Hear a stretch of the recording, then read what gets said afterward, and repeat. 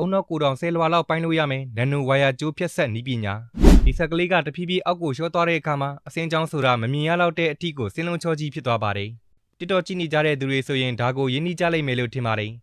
ပုံစံကွက်တစ်ခုတည်းကိုအရာဝတ္ထုလေးထည့်လိုက်တဲ့အခါမှာအစင်းချောင်းကြီးတွေကြံနေတာမျိုးဒါမှမဟုတ်အရာတစ်ခုခုဖြစ်နေတာမျိုးလုံးဝမရှိပဲတာမန်မျက်နှာပြင်ပုံစံလိုမျိုးဖြစ်သွားတာဟာဘာကြောင့်လို့ထင်ပါသလဲအဲ့ဒါကအထူးသီးသန့်နီးပညာတစ်မျိုးအသုံးပြုပြီးခက်ခက်ခဲခဲပြုလုပ်ထားရတာပါ